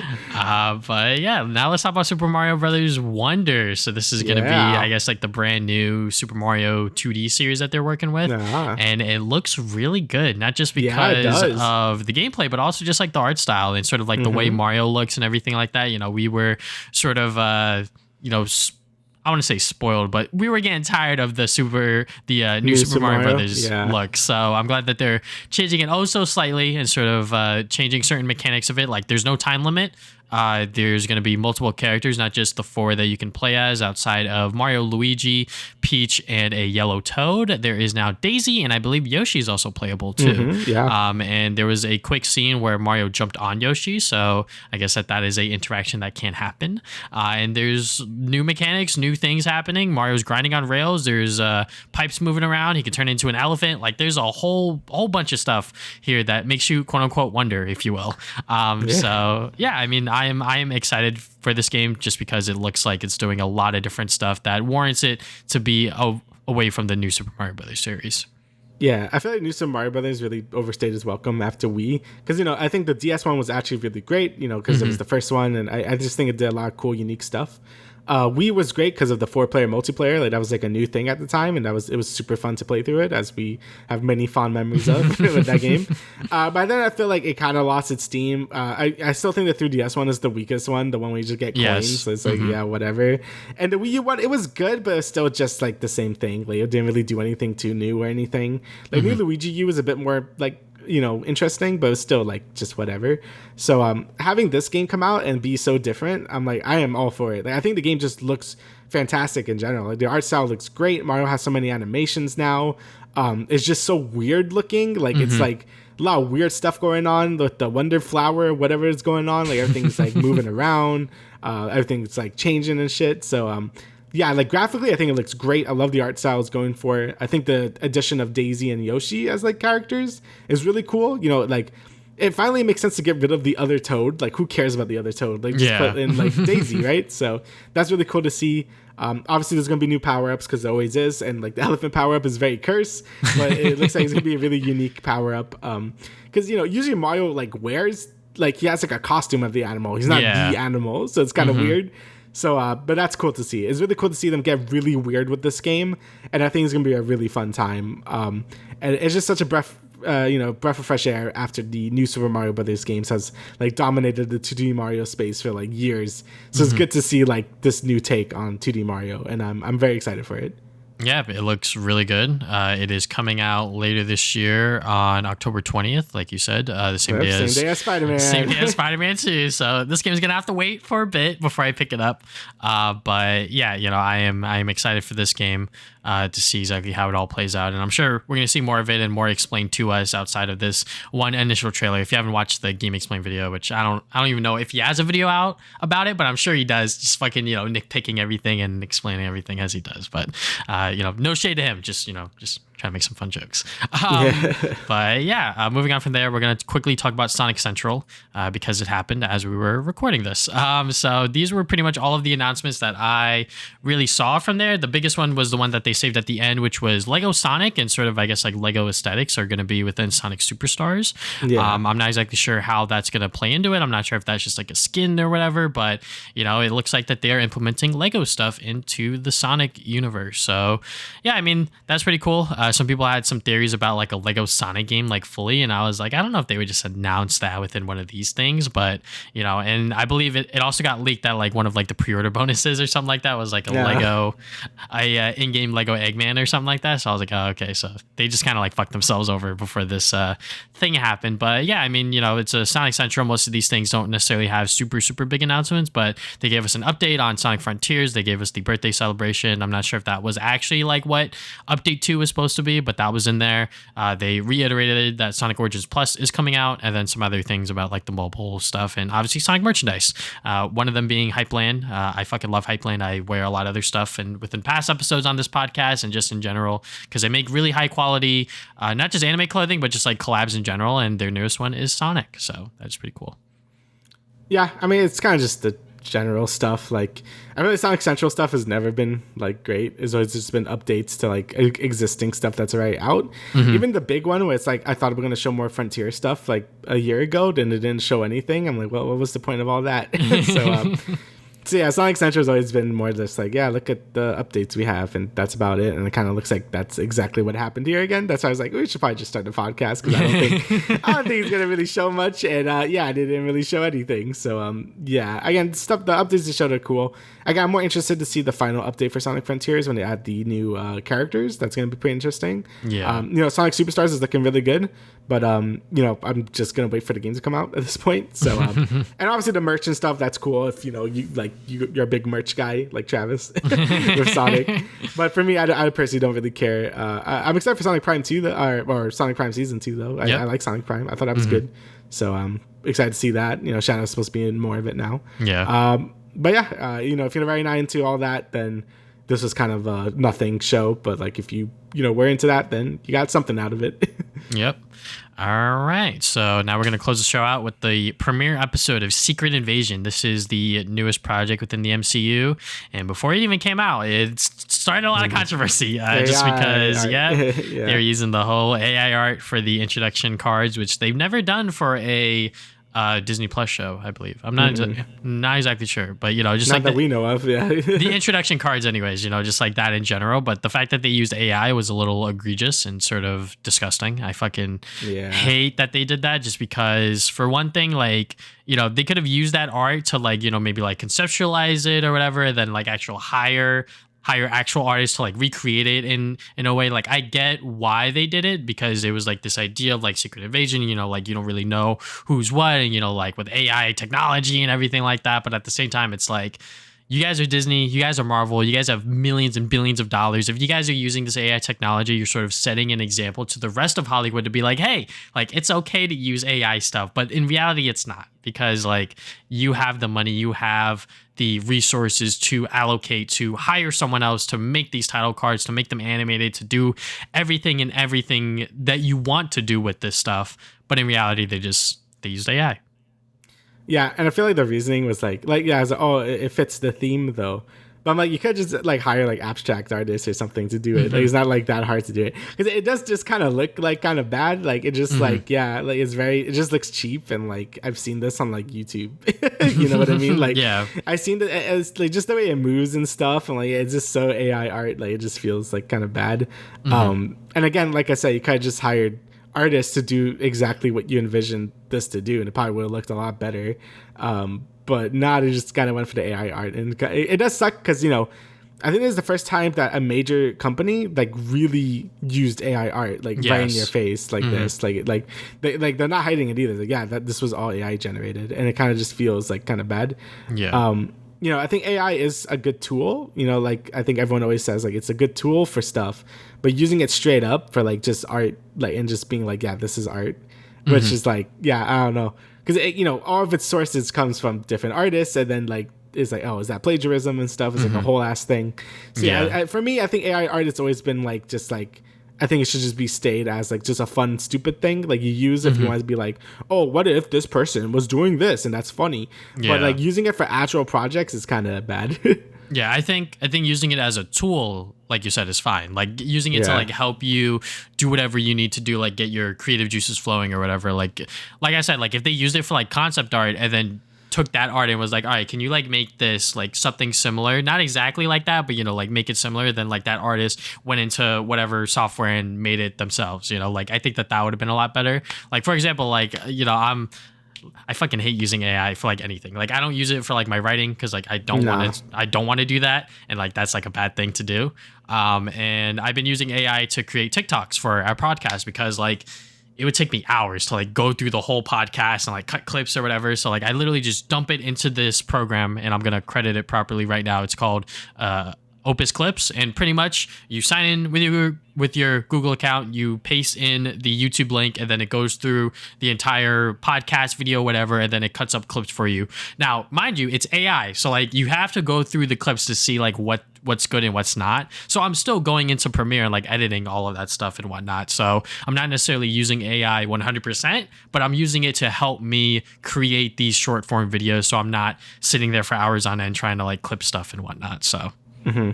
Yeah, like I think that's fine. Like I remember reading the like Cross the Spider-Verse used AI for like specific like things that would have taken someone like hundreds of years to do or whatever. Like it's just things to make animation like just easier for some people, and that's fine. Like if you're just using it for like things that would just be like mindless like work or whatever, then I think that's fine. But when it comes to like actual like artistic stuff, like a final credits like like title cards or whatever, like I think that's like way too egregious. And like even if it does fit the theme of the show or whatever, I still feel like you could just hire an actual artist to do it for you.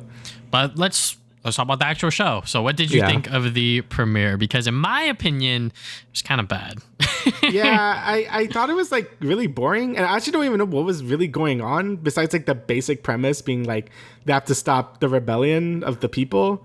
Of the Skrulls or whatever they're called. Yeah. But besides that, I didn't really know what was really going on, to be honest. I didn't. So yeah, I also didn't really enjoy it that much. Yeah, I think that this episode really suffers from the MCU syndrome, where like if you aren't paying attention or don't remember fucking everything, you're gonna be lost. So I was very lost. Yeah, no, I was also very lost. Me and my girlfriend Emma, we were both watching it, and I was just like, fuck, I have to like explain this to her, but like I'm not even sure if I'm explaining it correctly, because it's like this is stuff that happened within Captain Marvel and maybe even stuff that happened off screen that I'm just like, okay, like these are what the Skrulls are and this is why they're here and this is happening, that's happening. So yeah, I mean, like, I just think that Nick Fury, like, as a character, like, he's a pretty cool and interesting character, but for him to, like, carry the show and sort of having him characterized as, like, this guy, like, you have never been the same after the blip. Like, they literally reiterated that, like, 3 or 4 times, I forget. Yeah. But I was just like, okay, we fucking get it. That's what the show's gonna be. It's gonna be about him trying to get back to prime Nick Fury from when he was before. And I feel like this episode just should have explained a lot of stuff that happened within the movies that we've seen already, but also just like explain what is happening with Nick Fury, which I'm sure we'll get to by the end of the series, I hope, because it feels like that would be totally pointless if we don't even get there. Yeah, I agree. I feel like that should probably be the main focus of the show, besides like stopping like the I guess the rebel Skrulls from doing stuff, like try to invade the planet. I also kind of just feel like a retread of Falcon and Winter Soldier in terms of this, like the whole terrorist plot, except they're like the aliens now. So it kind of feels like been there, done that at this point. And like you said, I just don't really understand a lot. I mean, I didn't watch Captain Marvel. That was one of the few like I just haven't gotten around to watch. And I'm like, oh, I feel very lost. Like I know the general premise of Secret Invasion, and like I know about the Skrulls and stuff, and like Nick Fury in space or whatever.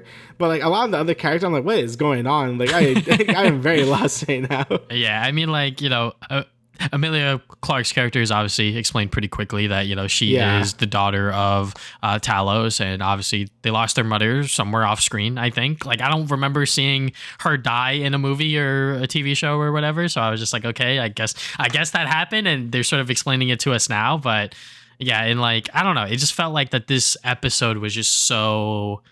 Nothing really happened, like stuff was happening, but like nothing really happened. And like the main antagonist, like obviously like he has like his motives about being like, okay, like we need to find a new planet, and Talos has not been doing that, so fucking I'm gonna do it. And I'm like, okay, yeah, I guess like that's cool, but what's exactly happening? And a lot of it is just so predictable. I don't know about you, Damian, but I was just like, all right, this is gonna happen. And then it happened, and I was like, okay, yeah, like I get it, because like it's one of these shows that they're like setting up where it's like, oh, okay, you're not gonna know who's who or like what's going on. So like that first action scene with Ross, and I'm like, okay, like he's taking a lot of hits right now. I'm like, that's not fucking him. So and then like they fucking review it and whatever, and I'm just like, okay, yeah, like I get it, guys, whatever.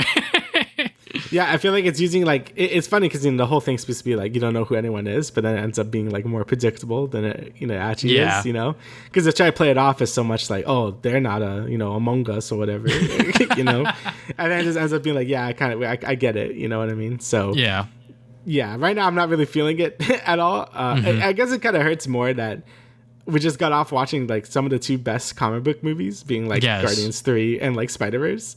That going back to this does feel like kind of bad. It's just like, this is like whatever. So especially for me, I just watched The Flash. It's not one of the best comic book movies out there, but it was still a fun ride. Like I still enjoyed myself watching that. So watching this like first hour-long episode, I was just like, all right, guys, like you guys are talking, you guys are trying to figure out a plan, but like what is happening here? Like really, like I feel like a lot of it is just lost within translation for like the viewer's perspective, because like, for us, we're like, we've literally watched everything, like almost everything, Yeah.